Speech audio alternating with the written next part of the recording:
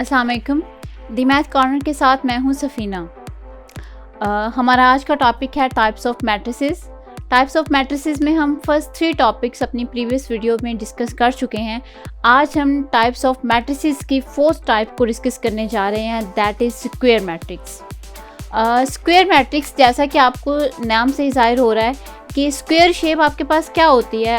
हमने अगर इसको नेम से याद कर रखने की कोशिश करें तो स्क्वायर शेप हमारे पास हमेशा हम एक ऐसी शेप को कहते हैं जिसकी 4 साइड्स की लेंथ हमारे पास सेम होती है। मींस उसमें कोई भी लेंथ में किसी चीज़ का डिफरेंस नहीं आना चाहिए, यानी जो एक साइड की लेंथ है वही लेंथ आपके पास सेकंड साइड की होनी चाहिए, जो सेकंड साइड की लेंथ है वही आपके पास थर्ड साइड की लेंथ होगी, और जो ही आपकी थर्ड साइड की लेंथ है वही आप फोर्थ साइड की लेंथ होगी। स्क्वायर शेप को हम इस तरह से डिफाइन करते हैं कि shape which has 4 equal sides. अब यहाँ पे हम स्क्वायर मैट्रिक्स को भी कुछ इसी तरह से याद रखेंगे।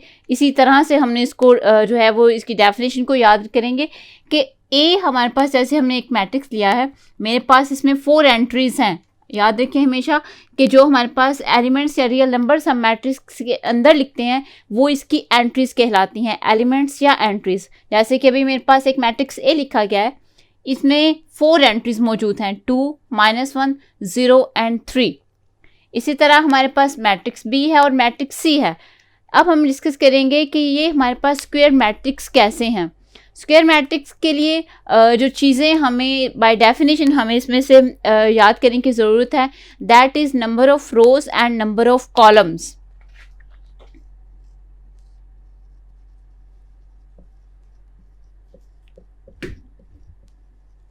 Number of rose and number of columns. हम अपनी एक वीडियो में ऑर्डर ऑफ मैट्रिक्स जो है हम डिस्कस कर चुके हैं, जिसमें हमारे पास नंबर ऑफ रोज और नंबर ऑफ कॉलम्स की हम ब्रीफ डिस्कशन उसमें कर चुके हैं। आप हमारी उस वीडियो से भी इसका रिव्यू ले सकते हैं। Number of rose and number of columns, एक दफ़ा फिर से इसको रिवाइज किए देते हैं कि नंबर ऑफ रोज़ में हम पहले देख लेते हैं कि हम रोज़ किसको कहते हैं। जब भी हम एक मैट्रिक्स को डिफाइन करते हैं तो मैट्रिक्स में जो अरेंजमेंट्स हमारे पास होती हैं नंबर्स की, उसमें हॉरिजॉन्टल अरेंजमेंट, जैसा कि इस मैट्रिक्स के अंदर 2 एंड -1 ये आपके पास एक हॉरिजॉन्टल अरेंजमेंट है, 0 एंड 3 ये एक हॉरिजॉन्टल अरेंजमेंट है। तो यहाँ पर जो एक हॉरिजॉन्टल अरेंजमेंट होती है हम उसको कहते हैं दैट इज़ रो। और यहाँ पे हमारे पास 2 रोज़ हैं, मैं इसको एक R1 और एक को R2 का नाम दे रही हूँ। सेकेंडली हमारे पास चीज़ है नंबर ऑफ कॉलम्स। इसी तरह अगर हम मैट्रिक्स ए को डिस्कस करें तो मैट्रिक्स ए में हमारे पास जो वर्टिकल अरेंजमेंट ऑफ नंबर्स होगी that is over columns. 2 and 0 अगर डायरेक्शन वर्टिकल रखें तो हमारे पास एक डायरेक्शन ये है, और -1 एंड 3 एक डायरेक्शन ये है। इस डायरेक्शन में हमारे पास एक कॉलम 1 है और एक कॉलम 2 है। column 1 and column 2 that is column that are columns। अब number of rows and number of columns, इसको तो हमने जान लिया कि एक्चुअल में ये क्या होते हैं। जैसे कि अगर मैं मैट्रिक्स ए की बात करूं तो इसमें नंबर ऑफ कॉलम्स हमारे पास, नंबर ऑफ रोज हमारे पास कितनी आ गई हैं 2, और कॉलम्स कितने आ गए हैं, नंबर ऑफ कॉलम्स भी हमारे पास कितने आ गए हैं 2। अब मैट्रिक्स ए स्क्वायर मैट्रिक्स की डेफिनेशन को फुलफिल कैसे करेगा। अगर हम स्क्वायर मैट्रिक्स की डेफिनेशन को बुक के वर्ड्स के अकॉर्डिंग देखें तो उसमें ये मेंशन किया जाता है कि हमारे पास स्क्वायर मैट्रिक्स एक ऐसा मैट्रिक्स होता है जिसमें नंबर ऑफ रोज और नंबर ऑफ कॉलम्स आपके पास सेम होने चाहिए। एक मैट्रिक्स के अंदर जिसमें नंबर ऑफ रोज और नंबर ऑफ कॉलम सेम हो जाए उसे आप कह सकते हैं कि that is a square matrix.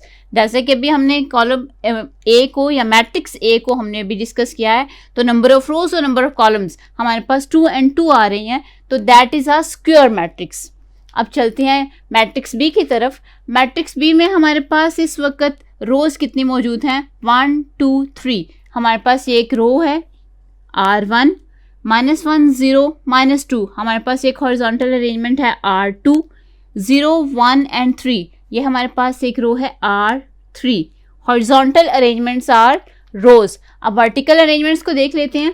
1 -1 0 that is C1, 2 0 1 that is C2, 3 -2 3 that is C3।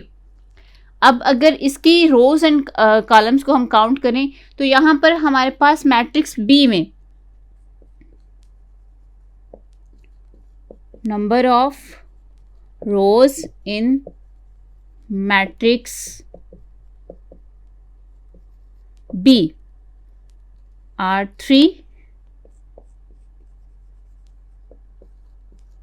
Number of columns in matrix B are 3. तो हम कह सकते हैं कि हमारे पास जो मैट्रिक्स बी है वो भी स्क्वायर मैट्रिक्स की डेफिनेशन को फुलफिल कर रहा है, क्योंकि 3 नंबर ऑफ रोज हैं और 3 number of columns means equal number of rose and equal number of columns होने की वजह से हम कहेंगे कि मैट्रिक्स बी हमारे पास एक कौन सा मैट्रिक्स है, स्क्वायर मैट्रिक्स. इसी तरह अगर आप मैट्रिक्स सी को देखिए, देखने में आपको एक सिंपल सा लग रहा होगा, कुछ बच्चे इसमें कन्फ्यूजन फील करते हैं कि ये स्क्वायर मैट्रिक्स है, इसमें तो सिंगल एलिमेंट है, इसको हम कैसे करेंगे कि ये आपके पास स्क्वायर है या रेक्टेंगुलर है, ये क्या शेप है. तो यहाँ पर अगर आप देखें तो इसमें एक ही रो है दैट इज R1 और इसमें एक ही कॉलम है दैट इज C1 और यहाँ पे नंबर ऑफ रोज और नंबर ऑफ कॉलम सेम होने की वजह से ये भी इक्वल मैट्रिसेस की डेफिनेशन को फुलफिल करेगा. हम ये कह सकते हैं कि हमारे पास स्क्वायर मैट्रिक्स एक ऐसा मैट्रिक्स होगा जिसमें number of rose and number of columns हमेशा सेम होंगे. अगर इसको वर्डिंग में लिखा जाए, number of rose in a matrix must be equal to number of columns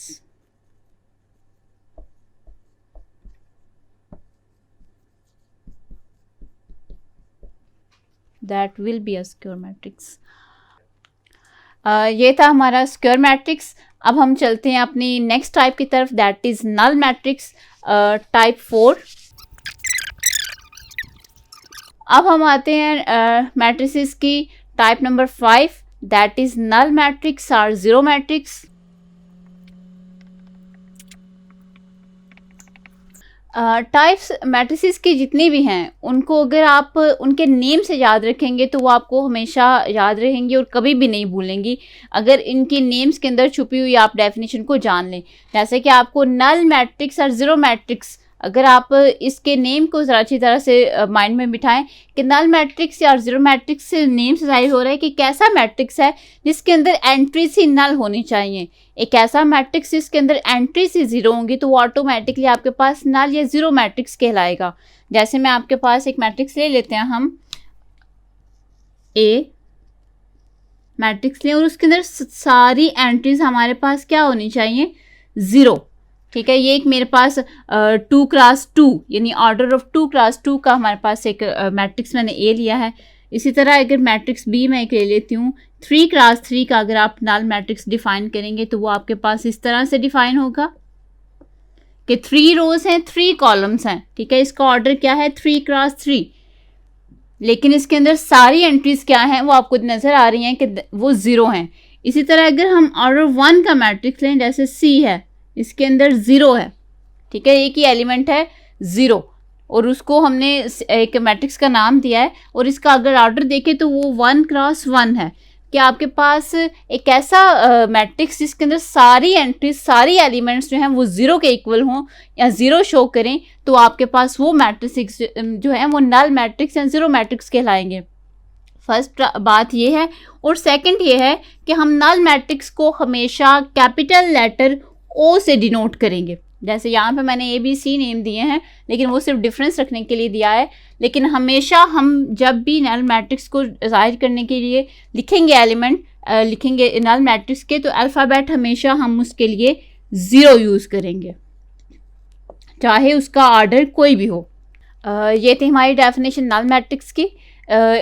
2 बातें हमें इसमें याद रखनी है कि हमारे पास सारी एंट्रीज ज़ीरो के इक्वल होनी चाहिए और सेकेंडली हम उसको हमेशा नेम से डिनोट करेंगे ओ से.